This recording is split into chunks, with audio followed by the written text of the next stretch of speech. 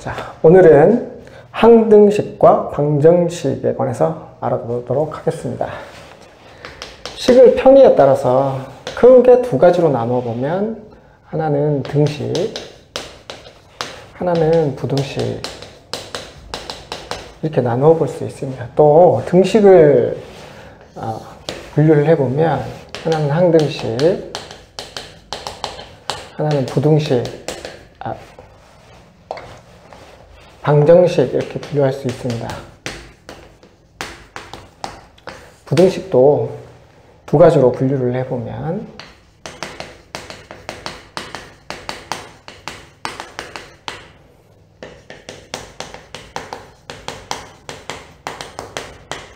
절대 부등식과 조건 부등식 이렇게 두 가지로 분류할 수 있습니다. 항등식은 등식은 기본적으로 등호로 연결된 식을 등식이라고 하고, 부등식은 부등호로 연결된 식을 부등식이라고 합니다. 이때 등식 중에 항등식은 항상 등호가 성립하는 식이다 이렇게 생각하면 됩니다.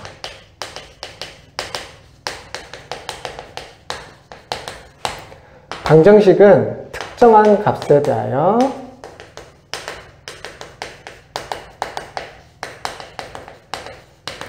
등호가 성립하는 식이라고 생각하면 됩니다.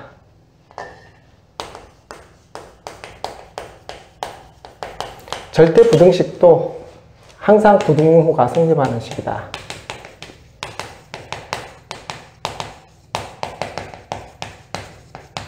조건 부등식은 특정한 값에서만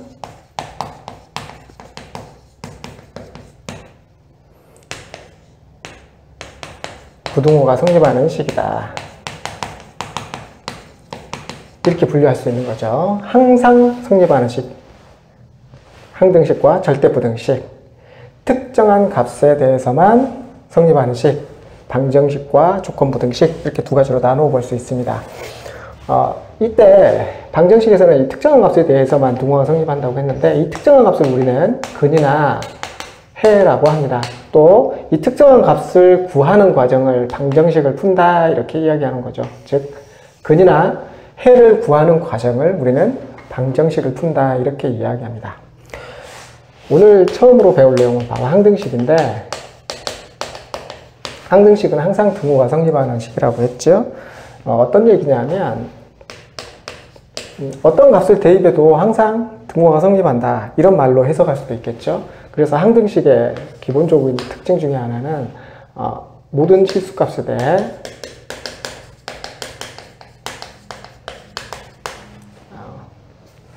항상 등호가 성립한다 이렇게 해석할 수 있고, 어떤 값을 대입해도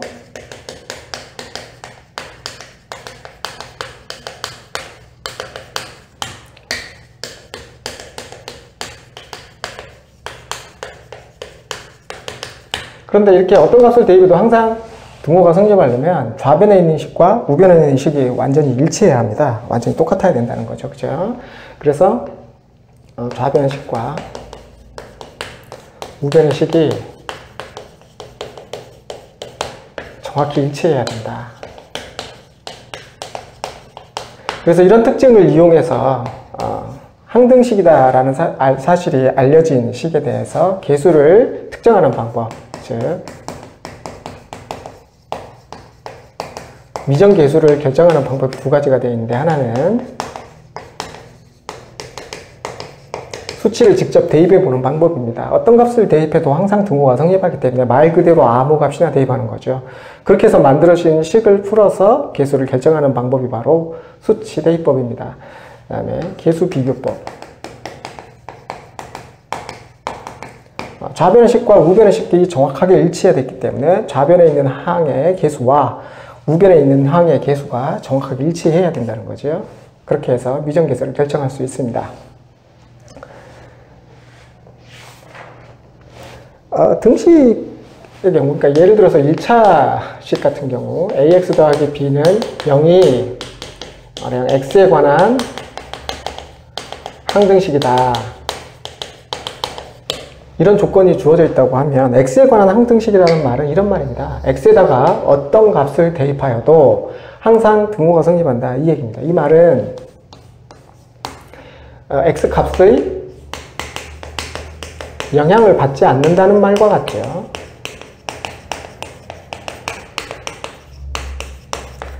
x 값이 변동되어도 이 식 전체 식에 어떠한 영향도 끼칠 수 없어야 됩니다. 그러려면 a에 당연히 0이 들어가야 됩니다. 0과 곱해진 수는 항상 0밖에 값을 가질 수 없기 때문에. 그렇죠. 그런데 a는 당연히 0이 돼야 됩니다. 그런데 그렇게 되면 ax라는 항이 통째로 0이 되고, 그렇게 되면 당연히 b라는 값도 뭐가 됩니까? 0이 되는 거죠. a도 b도 모두 0이어야 합니다. 이거는 다른 방식으로 생각해 볼 수도 있는데, 좌변의 식과 우변의 식이 항상 같아야 된다고 했죠. 좌변에 있는 식은 0입니다. 그 말은 우변에 있는 식도 그냥 0이라는 말이죠.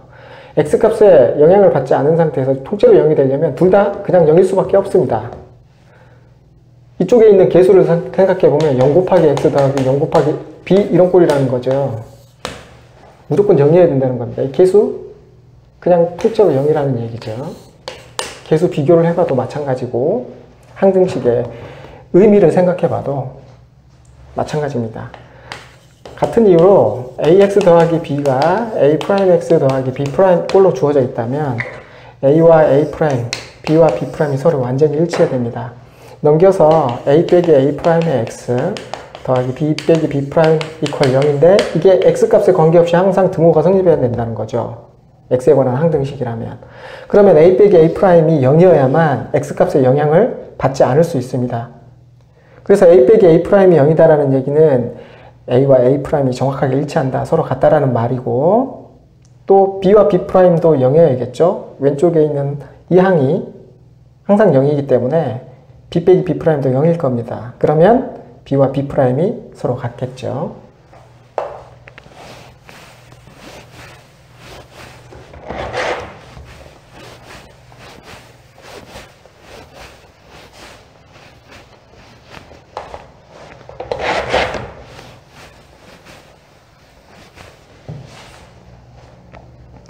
자, 이제 항등식의 특징에 대해서 알아봤으니 방정식에 대해서 알아봅시다. 방정식은 아까 말씀드렸듯이 등식의 일종인데, 특정한 값에 대해서만 등호가 성립하는 등식을 방정식이라고 했습니다. 방정식은 어떤 종류의 방정식이냐에 따라서 그 문제를 해를 구하는 방식이 약간씩 차이가 있습니다. 방정식의 종류별로 그걸 푸는 방식이 서로 다르다라고 이해하면 됩니다. 우리는 다양한 종류의 방정식을 통해서 해를 구할 수가 있는데, 어떤 수학 문제를 풀게 되면 반드시 마지막은 수치로 답을 내게 됩니다.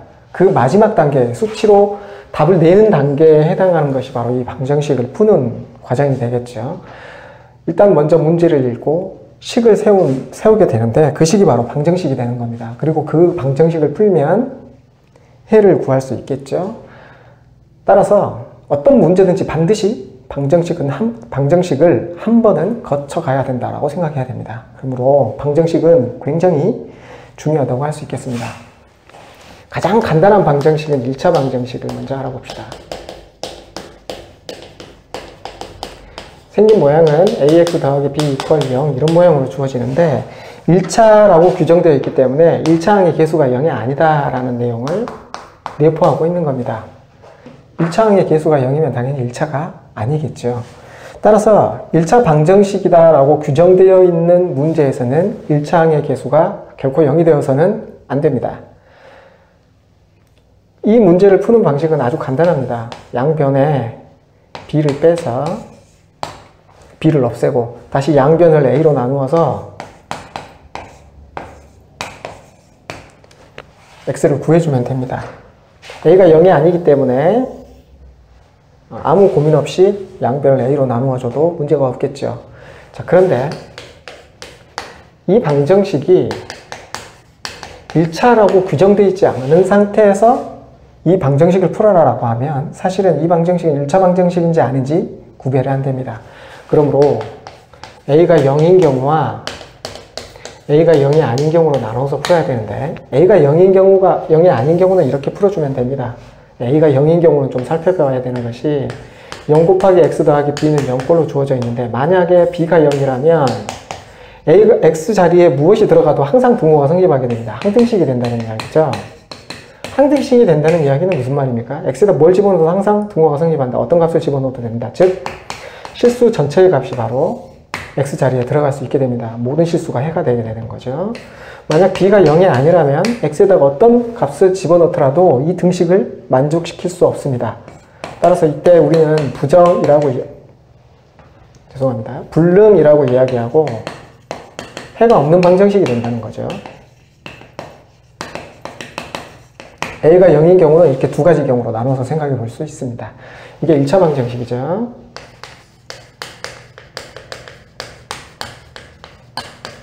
차수가 2차인 방정식을 2차 방정식이라고 합니다. 생긴 모양은 이렇게 주어질 수 있고 당연히 차수가 2차이기 위해서는 2차항의 계수 a가 0이 아니어야 되겠죠.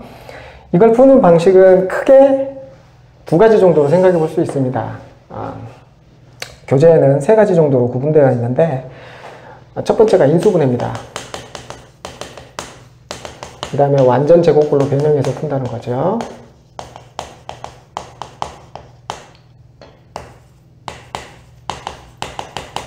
그리고 마지막에 근해 공식을 사용하는 겁니다. 그런데 왜 두 가지 정도로 생각한다고 이야기를 하느냐면 이 완전 제곱꼴로 변형해서 푸는 것을 중간 과정을 생략하고 답만 구해놓은 형태가 바로 근해 공식이기 때문에 결국 완전 제곱꼴로 변형해서 푸는 것이나 근해 공식을 써서 푸는 것이나 중간 과정을 생략하느냐 마느냐의 차이일 뿐이기 때문입니다. 인수분해는 2차 방정식, 3차 방정식, 4차 방정식 이렇게 차수가 높아지는 다항 방정식에서 공통적으로 사용되는 방식입니다. 1차식의 곱으로 이퀄 0꼴로 바꾸어서 곱해진 1차식 중에 어느 하나라도 0이 되면 등호가 성립하겠죠.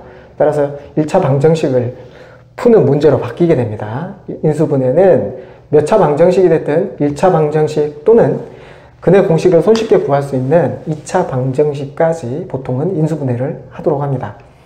근해 공식은 중간 과정을 다 생략하고 적었다고 했죠. 2a분의 마이너스 b 플러스 마이너스 루트 b의 제곱 마이너스 4ac 이렇게 됩니다. 만약에 b가 짝수라면 그걸 반으로 나눈 b'을 써서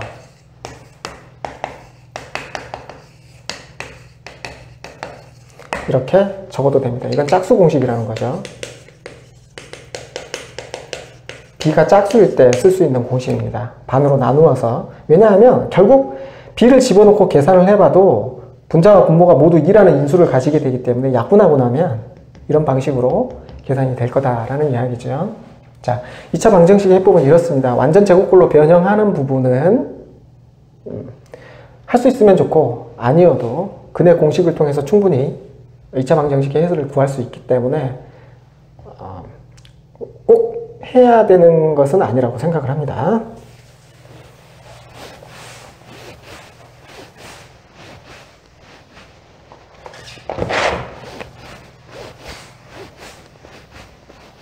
자, 예를 들어 봅시다. 2차 방정식 중에 이런 형태의 방정식이 있다면 이것을 두 1차식의 곱으로 인수분해를 하자는 거죠. 그러면 어떤 식이든 이쪽이 0이 되거나 아니면 이쪽이 0이 된다면 어느 한쪽이라도 0이 된다면 곱해서 0이 나올 것이 분명합니다. 따라서 x-1은 0이거나 x-2는 0이거나 이렇게 풀 수 있겠죠. 따라서 x는 1이거나 또는 2 이렇게 해가 나옵니다. 근해 공식에 집어넣으면 이렇게 되겠죠. x = 2a분의 마이너스 b 플러스 마이너스 루트 b 제곱 마이너스 4ac 이렇게 되죠. a가 1, b가 마이너스 3, 마이너스 3의 제곱 빼기 4ac 이렇게 되겠죠. 그래서 2분의 3 플러스 마이너스 1 이렇게 됩니다. 그러면 2분의 3 플러스 1과 2분의 3 마이너스 1이 해가 된다는 뜻이죠. 이건 2가 되고 1이 됩니다. 2 또는 1 하고 해가 나오는 것을 알 수 있습니다.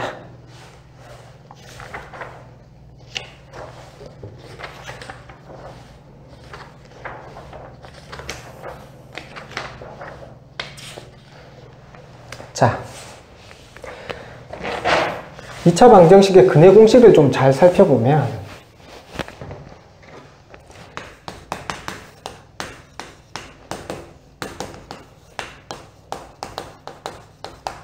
이 루트 안에 있는 값이 살짝 문제가 됩니다. 어떤 방식으로 문제가 되느냐 하면 b의 제곱 마이너스 4ac가 항상 양수는 아니라는 이야기죠. 0이 되거나 양수가 되거나 해주면 좋겠는데 b의 제곱 마이너스 4ac는 음수가 될 수도 있습니다. 그러면 어떻게 됩니까? 루트 안에 음수가 들어가게 되는 거죠. 그럼 이건 허수가 되죠. 즉 x의 값이 실수로 나오지 않는다는 얘기입니다. 그래서 이 2차 방정식의 이 루트 안에 있는 값이 어떤 상태냐에 따라서 2차 방정식의 해가 어떤 모양을 갖느냐를 결정할 수 있게 된다는 거죠. 그렇죠? 2차 방정식의 근의 형태를 판별하는 식으로 뭘 쓰면 된다는 겁니까?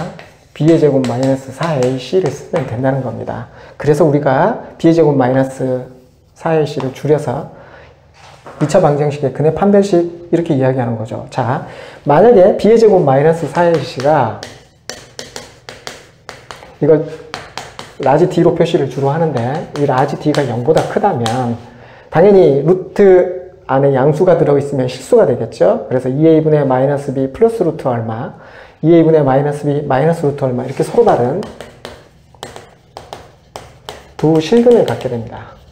이걸 그림으로 그려서 표시해보면 즉 y 이퀄 ax제곱 더하기 bx 더하기 c를 그림으로 그리고 y 이퀄 0 두 개를 연립해서 풀면 ax제곱 더하기 bx 더하기 c는 0이라는 방정식을 풀게 되겠죠. 그죠? 이때 이 두 그래프의 교점의 좌표가 이 방정식의 해의 좌표와 정확하게 일치하게 된다는 겁니다. 따라서 그림을 그려보면 이렇게 가능해집니다. A가 양수인 경우는 이렇게 되고 A가 음수인 경우는 이렇게 되고 그래서 교점의 개수가 몇 개 나온다는 겁니까? 바로 2개가 나온다는 겁니다. 이런 경우가 바로 판별식이 0보다 큰 경우입니다. 만약에 판별식이 0이라면 이 루트 안에 0이 들어가는 거죠. 즉 2a분의 마이너스 b 플러스 0 2a분의 마이너스 b 마이너스 0 결국 같은 값이 나옵니다. 이 같은 값은 그러면 어떻게 되느냐 이렇게 같은 값 2개가 해로 나온다는 뜻이죠. 이걸 바로 우리는 중근이라고 합니다. 이때는 d가 0이 되는 경우고 2차 함수의 포물선과 x축이 서로 접하는 이런 경우가 됩니다.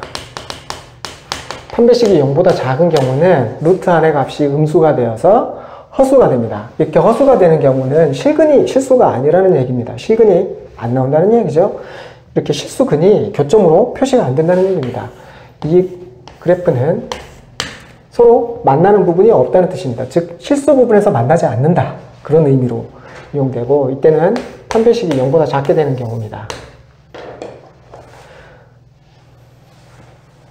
이 판별식과 관련된 문제는 실수 조건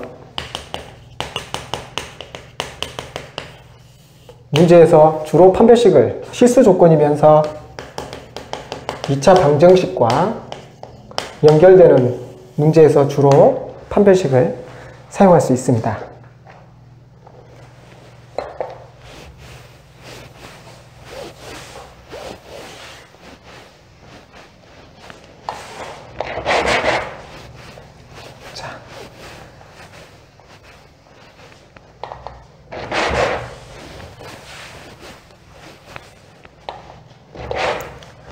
그 다음 연립방정식에 대해서 알아보겠습니다.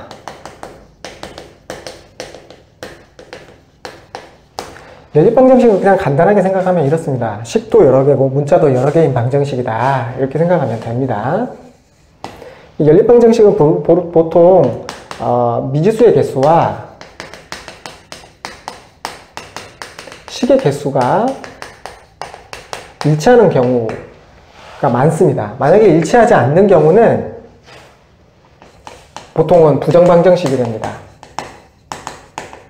절대적인 건 아니라는 이야기죠. 보통 그렇게 된다는 이야기입니다. 부정방정식은 뭘 부정방정식이라고 하느냐? 해가 부정인 방정식을 부정방정식이라고 하는데, 부정이라는 말은 정해지지 않았다. 무수히 많은 경우, 여러 개로 할 수 있는 경우를 말하는 거죠. 해가 무수히 많은 그런 방정식이 가능할 수도 있습니다. 그런데 이 연립방정식은 문자도 여러 개고 식도 여러 개이기 때문에 사실은 약간 좀 다른 방정식에 비해서 복잡한 과정을 거쳐야 하는데, 기본적으로 모든 연립방정식의 공통적인 해법은 문자를 하나씩 소거하는 겁니다.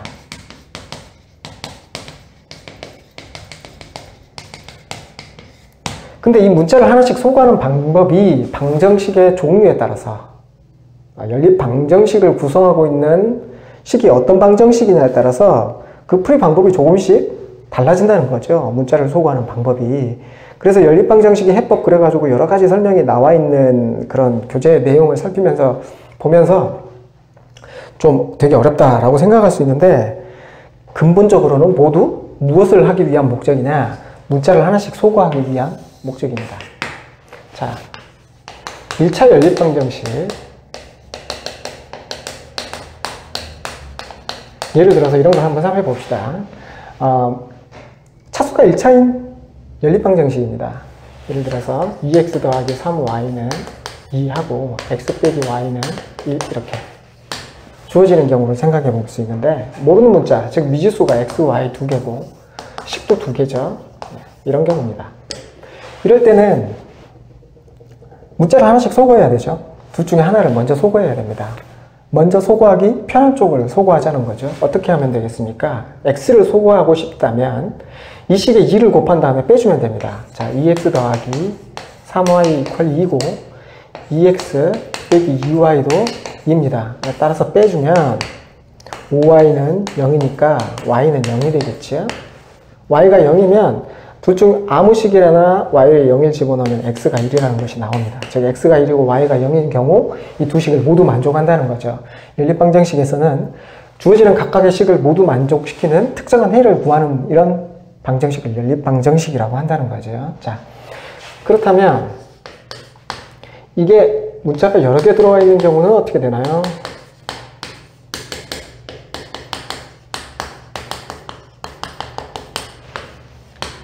이런 경우를 한번 살펴보자는 거죠.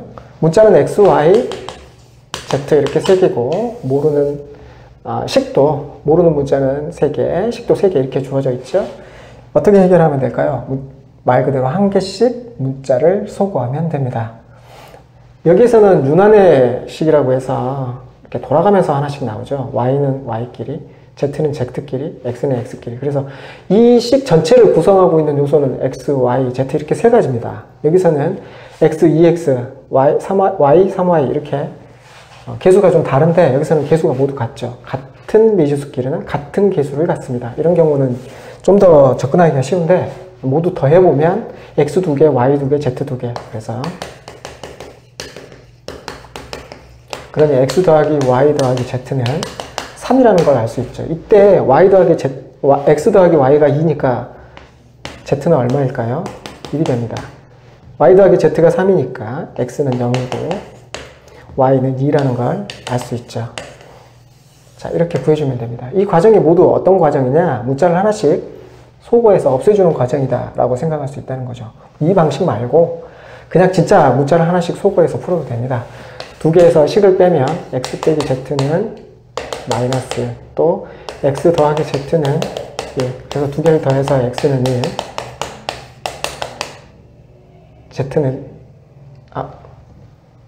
x는 0, z는 1 이렇게 구해도 됩니다. 상관없습니다. 자, 이렇게 하나씩 소거해서 구하면 됩니다. 소거하는 방법이 대입이라든지 소거라든지 가감 이런 방법 이름을 붙여놨는데, 결국에는 그냥 문자를 하나씩 소거하는데 어떻게 해야 편하게 문자를 소거할 수 있을까? 그것과 관련된 내용이라고 생각하면 됩니다.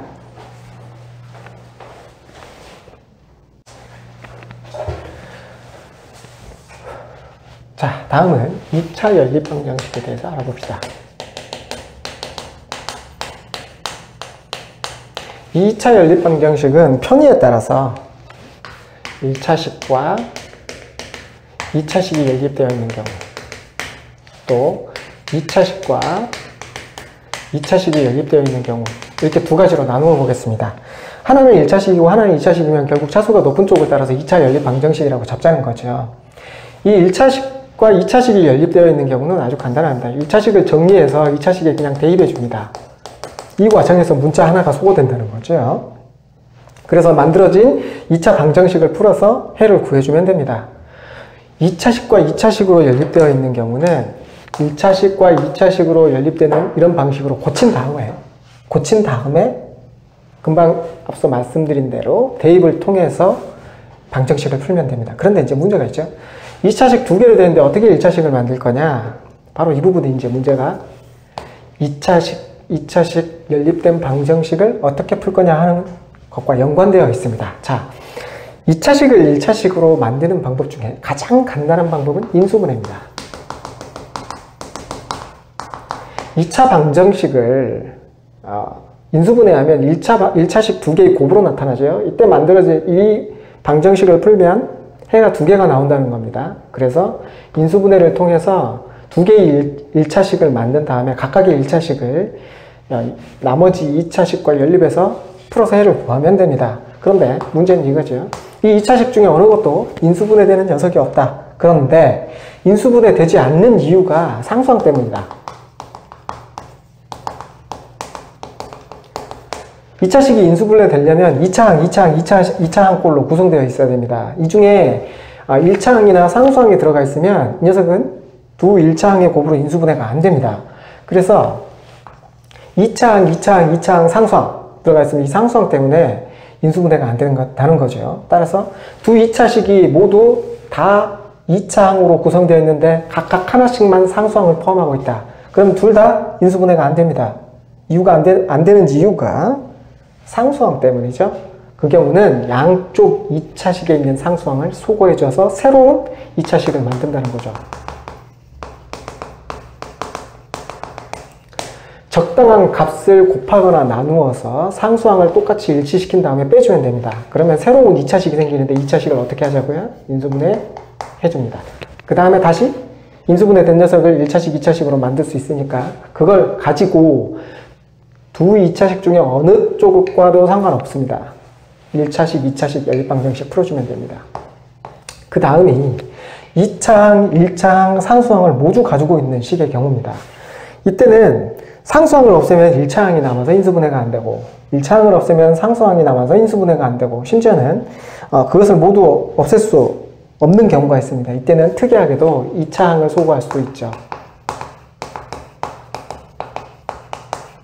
1차항만 남는다는 얘기입니다. 1차항과 상수항만 남길 수 있다는 얘기입니다. 그런데 어떻게 해도 2차항도 소거가 안 되고 1차항, 상수항 동시에 소거하는 것도 안 되고 인수분해를 만들 수 있는 방법이 없다. 그러면 현재 상태로는 풀 수 있는 방법이 없습니다. 그러니 2차식, 2차식을 가지고 우리가 지금 현재로 풀 수 있는 방법은 인수분해를 해서 1차식을 만들거나 상수항을 소거해서 인수분해를 해서 1차식을 만들거나 2차항 자체를 통째로 소거해서 1차식을 만들거나 하는 방식으로 2차 연립방정식을 풀어주면 됩니다. 말로 하면 굉장히 쉬워 보이는데 실제 문제를 풀어보면 의외로 난이도가 높고 좀 계산 연습을 좀 많이 해야 되는 그런 문제라고 볼 수 있습니다.